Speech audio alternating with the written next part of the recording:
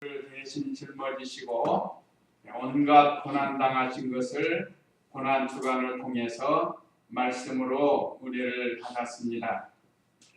자, 그러면 고난으로 끝나는 게 아니고 고난 후에는 반드시 영광스러운 부활이 있다는 것을 오늘 우리에게도 가르쳐주고 있습니다.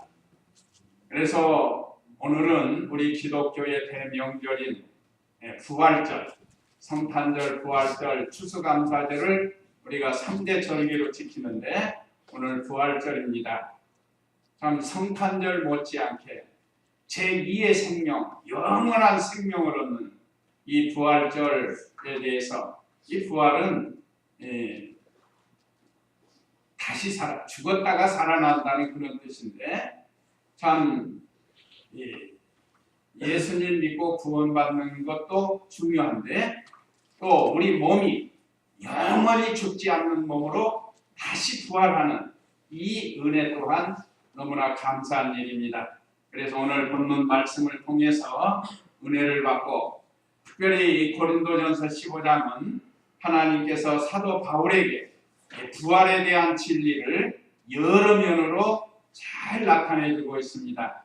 그래서 이 15장을 통해서 이번 부활에 대한 말씀으로 은혜를 받기로 하겠습니다. 오늘 오전 예배 말씀 요약 참조하시면, 첫째, 예수님 부활을 증거함 1절로 11절. 둘째, 옆으로 있습니다. 예수님께서 부활로 12번 나타나심. 그 다음에 세 번째, 성도들도 부활할 것 증거함 12절로 20절. 이런 내용으로 은혜를 받도록 하겠습니다. 그러면 1절 읽어보세요. 형제들아, 내가 너희에게 전한 복음을 너희에게 일깨우시려고 하니 너희가 받았으며 또한 그 가운데 서 있다. 만일 너희가 내가 전한 그 말씀을 굳게 붙잡고 헛되이 믿지 않으면 그 복음으로 말미암아 너희도 구원을 받을 것이다. 예, 복음으로만 구원을 받습니다. 복음의 핵심이 뭐라고 그랬죠? 두 가지, 십자가와 부활입니다. 이것이 복음이에요. 성경 전체가 십자가 부활로 요약을 할 수 있습니다. 그러면 그 십자가 부활의 주인공이 누구죠? 예수님이십니다. 다시 말하면 복음은 예수님, 복된 음성, 복된 소리라고도 하는데 그건 곧 예수님을 가리킵니다. 십자가 없이는 죄사함을 얻을 길이 없고, 부활이 없으면 영원한 생명으로 살 수가 없습니다. 그렇기 때문에 우리 기독교의 핵심은 십자가와 부활인데, 그게 바로 복음이에요. 고린도 교회가 사도 바울을 통해서 복음을 받았습니다. 또 그들이 믿었습니다. 그들이 또 그 복음에 서 있었다고 했습니다. 오늘 우리들도 마찬가지입니다. 다시 한번 1절에 보면, 형제들아, 우리 그리스도 안에서는 다 형제입니다. 찬송가에 있는 것처럼, 또 성경에 기록된 것처럼 우리는 예수 그리스도의 피로 말미암아 한 몸을 이룬 형제요 자매가 된 겁니다. 이건 우리 족부하고는 상관없이 한 아버지를 모시고 사는 형제요 자매입니다. 하나님 아버지 앞에는 모두가 자녀예요. 자녀. 할아버지도 자녀고, 아버지도 자녀고, 아들도 자녀고, 손자도 자녀고, 다 우리는 하나님 앞에서 자녀가 됩니다. 이게 영적 친형한 뜻이에요. 그래서 우리는 형제들아, 과거의 선진들도 형제들이 됩니다. 하나님을 아버지로 섬기기 때문에 그렇습니다. 특별히 사도 바울이 고린도 교회에 여러 가지 시험이 왔을 때, 또 어떤 사람들이 부활이 없다고 부정하는 자들도 있고, 거기에 대해서 하나님께서 바울을 통해서 부활의 확실성을 오늘 이 15장에서 가르쳐주고 있습니다. 내가 너희에게 전한 복음을 너희에게 일깨워 주려고 하니, 전에는 복음에 굳게 서서 믿음 생활했던 사람들이, 어떤 이상한 사람들이 들어와서 부활이 없다고 하는 자들이 생기니까 다시금 이 복음의 서신을 가지고 그들의 신앙을 일깨워 주는 겁니다. 오늘 저와 우리 성도님들도 내 신앙생활이 지금 어떤 부족한 면, 퇴보하는 면이 있다고 하면 이 말씀을 통해서 우리가 다시금 일깨워져야 됩니다.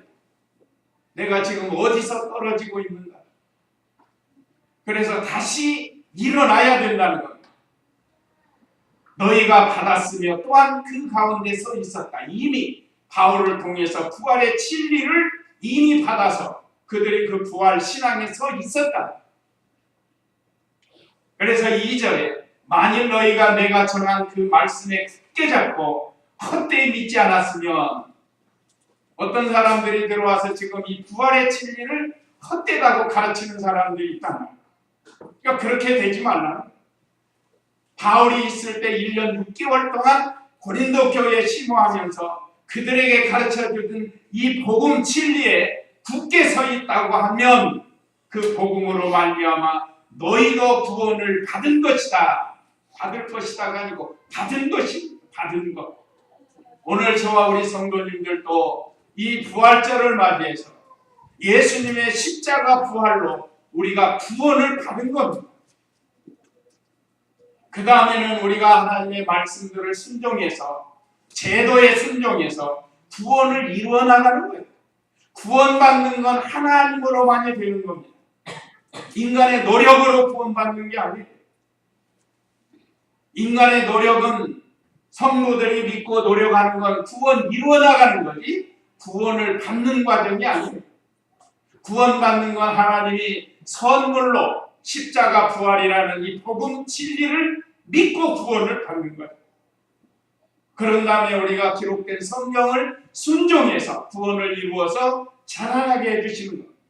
이게 고린도 교회가 전에 이렇게 바울에게 복음 진리를 받아서 그 위에 서 있었는데 지금 의심하는 자들이 생기고 이단에게 미혹받는, 오늘날 이 이단들이 이걸 부정하고 미혹을 하는 것, 다른 것을 가지고 다른 복음을 가지고 와서 미혹하는 이런 시대가 됐는데 우리는 그런 자리에 들어가지 말고 확신을 가지고 확고한 신앙을 가지고 살아야 될 것을 가르쳐줍니다.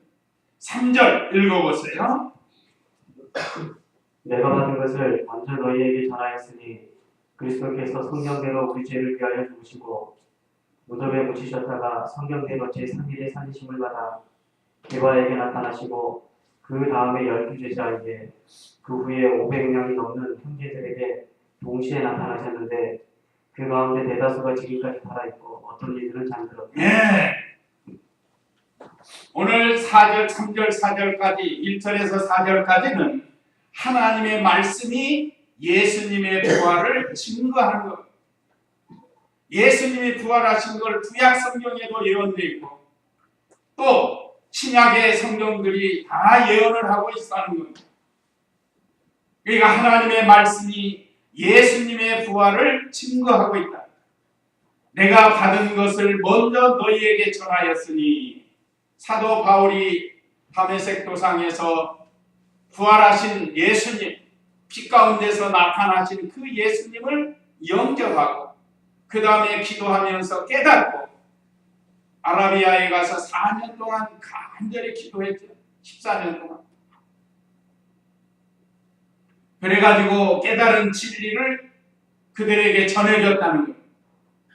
내가 받은 것을 먼저 너희에게 전하였으니 그리스도께서 성경대로 우리 죄를 위하여 죽으시고, 바울이 되기 전에 사울로 있었을 때는 이 진리를 깨닫지 못해가지고 기독교인들을 얼마나 핍박하고 박해를 했는지, 스데반이 죽는 것에 대해서 찬성을 하고 그런 자리에 있었던 사울이었습니다. 근데 그가 다메섹 도상에서 부활하신 예수님을 만난 후에는 편하여 새 사람이 된 겁니다. 깨달은 진리를 고린도 교인들에게 1년 6개월 동안 잘 가르쳐 주셨습니다. 그 핵심이 그리스도께서 성경대로 우리를 위하여 죽으시고, 우리가 지난 주간 예수님이 고난당하신 것, 우리 때문에 죽으신 것을 말씀을 통해서 배웠습니다. 그것도 다 성경대로 되었다는 겁니다. 그래서 우리 예수님은 성경대로 오신 분입니다. 성경대로. 원래 삼위일체 하나님 중 제2 하나님이셨는데 하나님의 말씀을 이루기 위해서 이 땅에 사람으로 오셔서 그 다음에는 성령 무덤에 지셨다가 성령대로 제3일에 살리심을 받아 그랬습니다. 여기 요약이 됐지만 우리 예수님은 그 안에 다 있어요. 성경대로 오셨고 성경대로 살으셨고 성경대로 죽으셨다가 성경대로 부활하시고 성경대로 승천하시고 지금도 하나님 보좌 우편에서 우리를 위해서 간구하고 계시는 분이 바로 우리 예수님이십니다. 우리가 잘 아는 이사야 7장 14절에는 보라 처녀가 잉태하여 아들을 낳으리니 임마누엘이라 하니라. 그리고 예언된 말씀 또 이사야 53장 그 5절 6절에 그가 찔림은 우리의 허물을 인하며 하면서 고난당하실 것을 예언한 말씀. 예수님이 또 죽었다가 살아나신다는 예언의 말씀이 있습니다. 거기는 한번 읽어보실까요? 시편 16장 9절 10절 다윗을 통해서 예수님께서 죽으셨다가 살아나실 것을 예언했습니다. 시편 16편 9절 10절 그러므로 내 마음이 즐거워하고 나의 영광이 기뻐하며 내 육체가 안전히 살 것이니 이는 주께서 내 영혼을 수월히 버리지 않으시며 주님의 거룩한 사랑으로 섭지 않게 하실 것이기 때문입니다. 예, 우리 예수님이 오셔서 우리 위해서 죽으시고 그러므로 우리가 사도 바울도 앞으로 오실 예수님이 다윗을 위해서 죽으실 것을 믿고 또 살아나실 것을 믿었습니다. 9절 다시 보면 그러므로 내 마음이 즐거워하고 나의 영광이 기뻐하며 영광은 영혼이에요.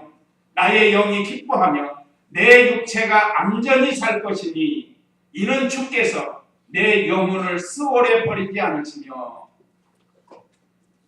이건 다윗에 대한 말씀도 되지만 장차 예수 그리스도가 죽으시고 수월, 무덤이나 지옥에 들어가지 않는 이건 장차 우리 성도들도 마찬가지입니다. 주님의 거룩한 사람으로 썩지 않게 하실 것이기 때문입니다. 예수 그리스도에 대한 예언이에요. 물론 예수 그리스도를 믿는 우리들도 마찬가지입니다. 우리도 이제 죽으면 썩지 않아요. 신령한 몸으로 다시 살아납니다. 물론 부활하기 전에는 다 썩지요. 우리 육체가 다 썩어요. 그러니까 우리 영혼은 썩지 않습니다. 우리 영혼은 영원히 살게 됩니다. 자, 다윗을 통해서도 예수님이 죽었다가 다시 살아나실 것을 이건 앞으로 오실 예수님이에요. 우리는 이미 오신 예수님을 믿잖아요. 이미 오신 예수님. 죽었다가 살아나신 것 말씀에 다 기록해서 우리가 믿는 거예요. 혹시 안 믿어지는 분 계세요? 자, 그러면 우리가 역사를 한번 보면 세종대왕이 한글을 만드는 거 우리가 봤어요? 세종대왕이 그 신하들과 함께 한글을 열심히 만들어서 눈에 눈물이 나고 눈이 짓무르고 병이 날 정도로 한글을 만들었습니다. 그걸 봤어요? 보고 믿는 사람이 아니에요. 우리. 역사에 기록이 된 걸 믿습니다. 우리 인류의 역사는 혹시 잘못될 수가 있지만 하나님의 말씀, 기록된 말씀은 영원히 변치 않는 확실한 말씀입니다. 우리는 이 말씀이 생명이고 말씀이 예수님이죠. 우리는 그대로 믿습니다. 그래서 예수님이 죽었다 살아나실 것을 성경에 기록해놓고 우리로 하여금 그 믿음으로 구원을 얻고 부활의 소망을 가지고 살 수 있게 해주시는 그런 하나님이십니다. 그래서 우리 예수님이 이제 직접 부활하셔서 증거하시는 내용이 오늘 여기 5절에서 8절에 있는데 아까 5절에 게바에게 나타나시고 그 다음에 12 제자에게 그 후에 500명이 넘는 형제들에게 동시 나타나셨는데 그 가운데 대다수가 지금까지 살아있고 어떤 이들은 잠들었다. 7절 읽어보세요. 그 후에 야고보에게 나타나셨고 그 다음에 모든 사도들에게와 맨 나중에 만삭되지 못할 남자 같은 내게서 나타나셨다. 예수님께서 살아계실 때도 내가 죽었다 살아날 것이다 라는 말씀으로 가르쳤습니다. 또 부활하시고는 직접 12번이나 나타나서 많은 사람들에게 보여주었습니다. 오늘 여기 본문의 5절에서 8절은 6번 기록이 되어 있죠. 6번. 그러나 나머지 6번도 각 성경에 보면 다 기록이 되어 있습니다. 그래서 그 옆에 2번에 예수님께서 부활 후 12번 나타나신 것은 예수님이 부활하신 걸 직접 증거해 주신 것을 알려주고 있습니다. 첫째는 막달라 마리아에게 요한복음 2장 1절에서 18절 이하에 보면 막달라 마리아에게 나타나신 것이 기록이 되어 있습니다. 그래서 그 막달라 마리아는 부활의 주님을 맨 처음 영접한 거예요. 제가 그동안 부활절 새벽에 계속해서 몇 년 동안 요한복음 20장을 가지고 증거했는데 오늘 새벽은 사도행전 11번째 나타나신 주님을 통해서 은혜를 받았습니다. 막달라 마리아가 어떤 사람이에요? 7 귀신 들려서 고통을 당하고 괴로움을 당하는 그 막달라 마리아의 귀신을 쫓아내주십니다. 그때부터 막달라 마리아는 끝까지 예수님을 따라다니고 마지막 십자가의 깔이 나아가고 또 예수님의 부활을 맨 처음 영접한 사람이 막달라 마리아입니다. 이걸 성경의 기록에서 우리도 이 막달라 마리아와 같은 신앙을 가져야 할 것을 가르쳐줍니다. 그 다음에 두 번째가 누가복음 24장 10절에 여인들이 같이 예수님의 무덤에 찾아가요. 향품을 준비해가요. 그러다가 부활의 주님을 만나게 되고 그 다음에 세 번째가 베드로. 누가복음 24장에 34절에 기록된 베드로. 일화에 의하면 그 베드로가 예수님 부활을 등뒤하고 또 예수님 명령 예루살렘을 떠나지 말라는 말씀을 등뒤로 하고 베드로가 내려가는데 저쪽에서 주님이 올라오시더래. 부활하신 주님이 올라오시더래. 이건 일화예요. 그래서 딱 만나가지고 깜짝 놀라서 코바디스라는 그 원어 있죠. 헬라 원어. 코바디스 영화도 있습니다. 주여 어디로 가시나이까? 그러니까 예수님이 네가 되돌아서 돌아가니까 내가 다시 십자가 지러 간다 하고 이렇게 말했다고 합니다. 실제로 베드로가 동료들과 함께 고기 잡으러 가요. 그래서 고기 잡아가지고 밤새 고기 못 잡아요. 처음에 제자 부를 때도 고기 못 잡았을 때 주님이 찾아가서 베드로와 요한과 야곱 부르셨죠. 그런데 이제 부활하시고 예수님이 부활하셨는데도 또 고기 잡으러 그냥 간 거예요. 사명 다 잊어버려요. 그러니까 또 거기 또 찾아가시오. 부활하신 주님. 그때도 또 고기를 많이 잡게 해주십니다. 그런 다음에 베드로가 회개하고 보혜사 성령을 받고 철저히 회개하고 나중에는 십자가를 거꾸로 지고 가는 그런 제자가 되었다고 합니다. 그러니까 그 베드로에게도 나타나시고 그 다음에 마가복음 16장 12절에 네 번째 엠마오로 내려가는 제자들. 오늘 여기 이 지금 순서를 좀 기록했습니다. 엠마오로 내려가는 제자들. 쉽게 제자들에게 5번 나타났다고 그랬는데 자, 예수님이 이렇게 부활하셔서 직접 증거를 해줍니다. 그 다음에 오늘 본문 6절에 그 후 500명이 넘는 형제들에게 동시 나타나셨는데 그 가운데 대다수가 지금까지 살아있고 어떤 이들은 잠들었다 그랬습니다.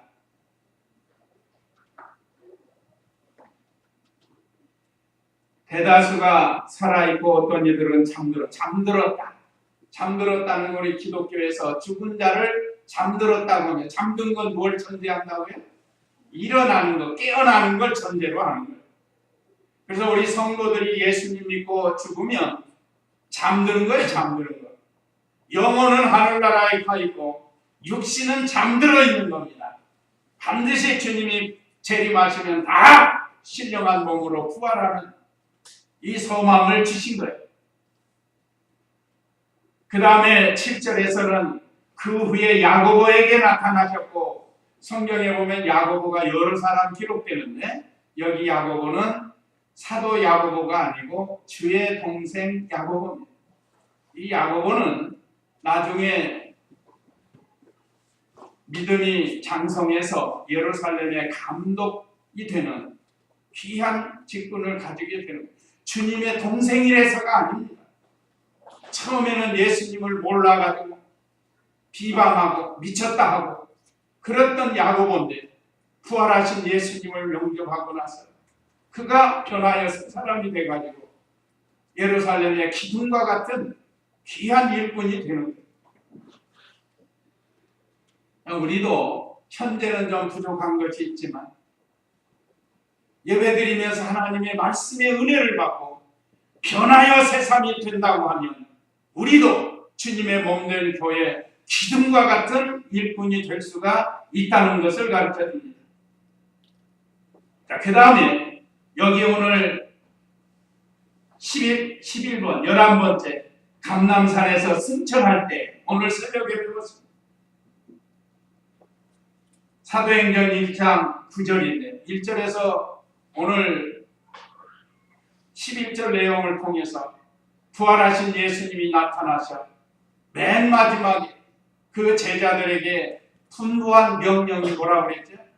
오직 성령이 너희에게 임하시면 너희가 권능을 받고 예루살렘과 온 유다와 사마리아와 땅끝까지 이르러 내 증인이 되리라 하신 말씀이라. 이게 사도행전 1장 9절 말씀입니다. 그러고서 구름을 타고 하늘로 올라가셨어요. 이제 하늘로 가셨으니 하늘로부터 오실 것이고 구름 타고 가셨으니 구름 타고 오실 것이고 그 주님의 재림을 고대하면서 사는 거예요. 누구처럼요? 손양은 목사님처럼 먼 하늘 이상한 구름만 떠도 내 주님 오시려는가 해 머리 들고 멀리 바라보는 참으로 주님의 재림을 고대하는 그런 신앙. 오늘 저와 우리 성도님들도 언제 주님이 오실지 알 수 없습니다. 주님의 재림을 고대하면서 살아야 되겠습니다. 그 다음에 마지막에 오늘 여기 8절에 보면 맨 나중에 만삭되지 못하여 남자 같은 내게도 나타나셨다 그랬습니다. 이건 사도 바울이 자신을 만삭되지 못하여 난자와 같다. 그러면 뭐라고 그러죠? 옛날에 칠뜨기라고 하기도 하고 칠뜨기 7달 만에 났다는 게 칠뜨기 뭐 팔뜨기라고 한다든지 말 10달이 되지 못. 다시 말하면 자기는 온전하지 못한 자와 같다는 거예요. 얼마나 겸손해졌는지 모릅니다. 예수님을 발견하고 얼마나 겸손해졌는지 유대교인으로서는 앞장서서 상당히 잘 살았어요. 보면 율법대로 율법으로는 부족함이 없는 사람이었다고 그랬습니다. 얼마나 유대교에 열심을 냈는지. 그런데 그가 예수님을 발견하고는 한없이 자신이 겸손해지고 낮아지고 그래서 자신은 핍박자고 폭행자라고 사실이 그랬어요. 담에색 도상에서 예수님 만날 때에도 사실은 예수님 믿는 기독교인들을 잡아다가 죽이려고 그러려고 가다가 이게 예수님을 만난 거예요. 그러니 얼마나 핍박자고 폭행자고 만삭되지 못하여 난자와 같고. 오늘 여기 9절 읽어보세요. 나는 사도들 가운데 가장 작은 자이다. 내가 하나님의 교회를 박해하였으므로 나는 사도라 불릴 자격이 없다. 그러나 내가 지금에 나된 것은 하나님의 은혜로 된 것이다. 내게 주신 그분의 은혜가 헛되지 않아 내가 모든 사도보다 더 많이 수고하였으나 이것은 내가 한 것이 아니고 오직 나와 함께 하신 하나님의 은혜로 한 것이다. 그러므로 나나 그들이나 할 것 없이 우리는 이렇게 전파하고 있으며 너희도 이렇게 믿었다. 예, 사도들과 성도들이 증거를 하고 있습니다. 예수님의 부활, 십자가 부활을 증거한다는 거예요. 사도들. 특별히 여기 9절에 나는 사도들 가운데 가장 작은 자이다. 하나님의 교회를 박해하였으므로 나는 사도라 불릴 자격이 없다. 그런데 하나님이 불러서 사도로 세워주시다. 이것이 나의 나된 것은 하나님의 은혜로 되었다고 고백을 합니다. 그러나 내가 지금의 나의 나된 것은 하나님의 은혜로 된 것이다. 사울이 바울이 된 것, 또 사도가 된 것, 하나님의 은혜로 되었다는 것. 오늘 저와 우리 성도님들도 사실 구원받을 만한 자격이 아무것도 없지만 순전히 하나님의 은혜로 우리를 구원해서 우리를 이 자리까지 앉게 해주셨습니다. 우리가 바울과 같이 겸손하게 주님의 일에 힘을 쓰라는 것. 지금 내가 가지고 있는 것, 내가 지금 가지고 있는 재능이라든지 재물이라든지 이 모든 것 다 하나님의 은혜로 된 줄로 알아야 되는 겁니다. 그래야 겸손해질 수가 있어요. 뭐 좀 해놓고 내가 했다. 나 아니면 안 된다. 그러면은 안 돼. 그건 벌써 교만이 들어오는 거예요. 그래서 10절 다시 보면 그러나 내가 지금의 나 된 것은 하나님의 은혜로 된 것이다. 만약에 지금 내가 건강을 잃고 쓰러져 있다고 생각해봐요.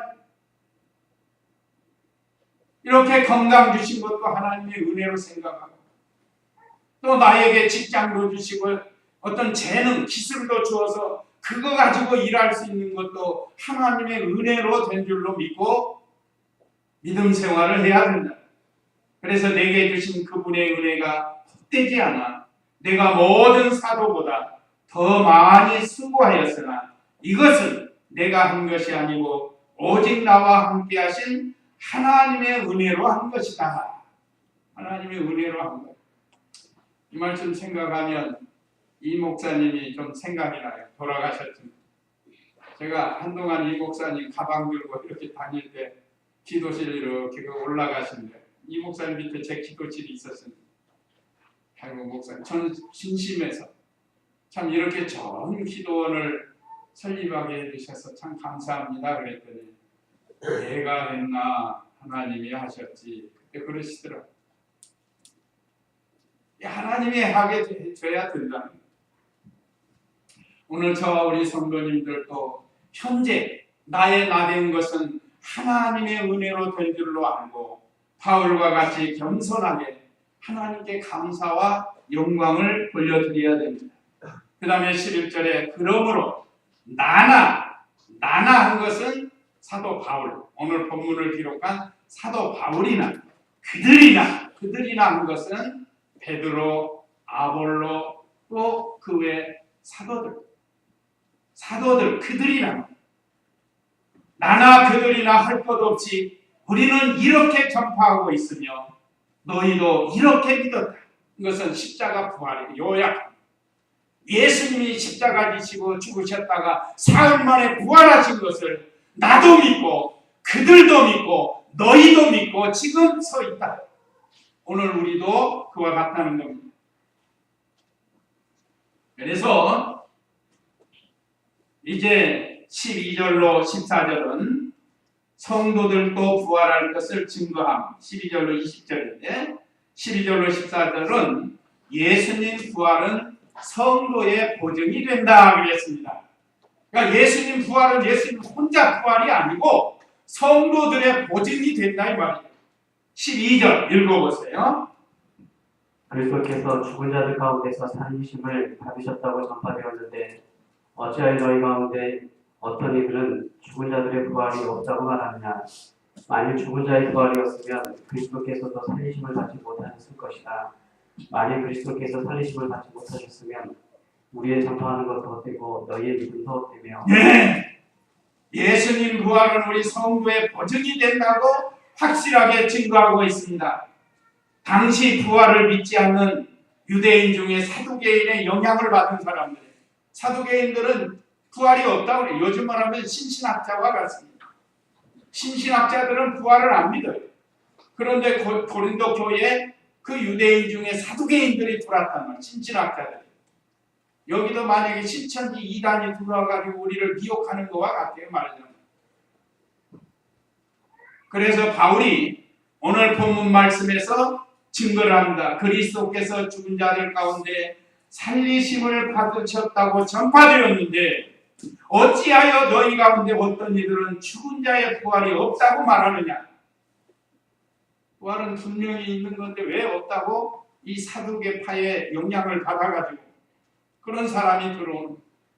참 우리 중마동 교회는 참 좋은 성도들이 아직도 미혹을 받지 않고 있는데 앞으로도 이런 잘못된 것에 미혹받지 말아야 됩니다. 13절에 만일 죽은 자의 부활이 없으면 그리스도께서도 살리심을 받지 못하셨을 것이다.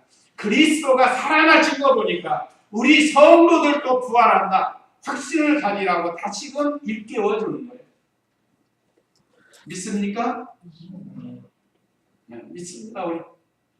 우리는 다 믿는 거예요.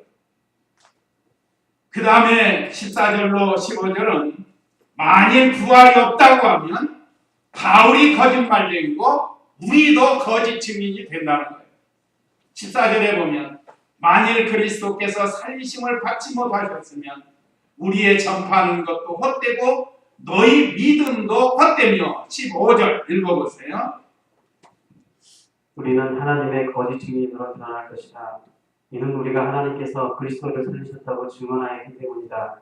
죽은 자들이 살아나지 못하면 하나님께서 그리스도를 살리지 않으셨을 것이다. 예, 하나님께서 그리스도를 살리신 거 보니까 예수님 믿고 죽은 자들 다 살리실 것을 우리는 믿습니다. 믿고 나가는 거예요. 그런데 어떤 이들이 가만히 돌아가지고 세상에 부활이 어디 있는? 이거 거짓말하고 말하는 거예요. 이게 그렇지 않아요. 만약에 부활이 없다고 하면 우리도 거짓 증인이 되고 우리도 바울도 거짓 증인이 된다는 겁니다. 그러나 그렇지 않다면 우리의 믿음은 확실하고 우리의 증거는 확실한 겁니다. 거짓이 아니에요. 참입니다. 또 그것뿐 아니라 16절에서 19절에 부활이 없다면 성도가 가장 불쌍하다고 했습니다. 16절 읽어보세요. 죽은 자들이 살아나지 못하면 그리스도께서도 살리심을 받지 못하셨을 것이다. 그리스도께서 다시 살리심을 받지 못하셨으면 너희의 믿음도 헛되고 너희는 여전히 너희의 죄 가운데 있으며 그리스도 안에서 잠든 자들도 남아있을 것이다. 우리가 그리스도 안에서 바라는 것이 이 생뿐이라면 모든 사람들 가운데 우리가 가장 불쌍한 자들이다. 예, 부활이 없다고 하면 우리 성도가 가장 불쌍하다고 바울이 말했습니다. 그러니까 그렇지만 부활이 있다는 거예요. 그러니까 우리는 불쌍한 자가 아니고 행복자라는 거예요. 행복한 사람. 부활이 없다고 믿지 않고 있는 사람들이 불쌍한 사람들입니다. 언제 주님이 오셔서 심판받을지 모르는. 자, 16절 다시 보면 죽은 자들이 살아나지 못하면 그리스도께서 살리심을 받지 못하셨을 것이다. 그러니까 예수님의 부활은 우리의 보증이 된다는 거예요. 그리스도께서 다시 살리심을 받지 못하셨으면 너희의 믿음도 헛되고 너희는 여전히 너희의 죄 가운데 있으며 그리스도 안에서 잠든 자들도 망하였을 것이다. 우리가 그리스도 안에서 바라는 것이 이 생뿐이라면 이 세상에 소망을 두고 산다고 하면 너희의 이 모든 사람들 가운데 우리가 가장 불쌍한 자들이다 그랬습니다. 그러니까 우리의 소망은 이 세상에 있는 게 아니고 하늘나라의 소망이 있는 거예요. 그래서 하늘나라의 소망을 두면서 이 세상에서 맡겨준 일을 감당하는 겁니다. 믿음 지키면서.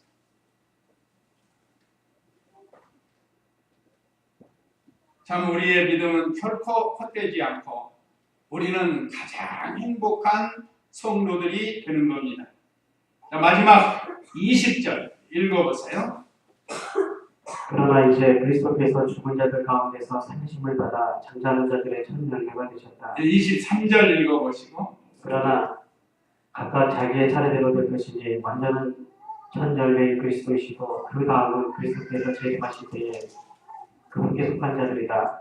그 다음은 마지막인데 그때는 그분께서 모든 권력과 모든 권세와 권능을 없애버리시고 그 나라를 하나님 아버지께 바치실 때이다.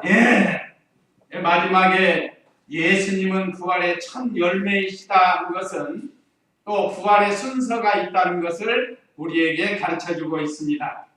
자, 20절 나시면 그러나 이제 그리스도께서 죽은 자들 가운데 살리심을 받아 잠자는 자들의 첫 열매가 되셨도다.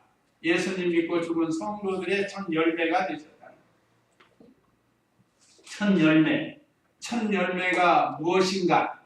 이 나무에 첫 열매가 열렸으면 이게 뭔 열매인지 다음에 또 뭘 여는지 알 수 있잖아요. 첫 열매가 감이면 앞으로 계속 감이 날 거고 첫 열매가 사과면 사과가 계속 날 거예요. 그와 같이 예수님은 우리의 부활의 첫 열매가 되었다. 우리 성도들도 예수 그리스도와 같이 부활할 것을 가르쳐 준 겁니다.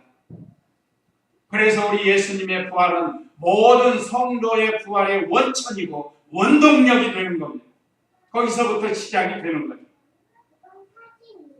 어떻게 살리는가? 하나님께서 그리스도를 부활의 신령한 몸으로 살리신 것과 같이 그 능력으로 우리 성도들도 다시 살려주실 것을 말씀한 겁니다.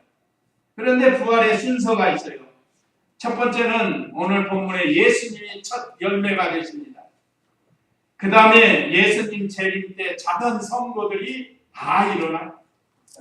자던 성도는 예수님 믿고 죽은 성도들이 무덤에서 전부 부활체로 일어나는 걸 가르칩니다. 그 다음에 예수님 재림 때 살아있는 우리 성도들, 예를 들면 오늘 주님이 재림하신다고 하면 예수님은 이미 부활의 첫 열매가 되셨고 재림하실 때 죽은 자들이 먼저 일어나서 앞서간다고 했습니다.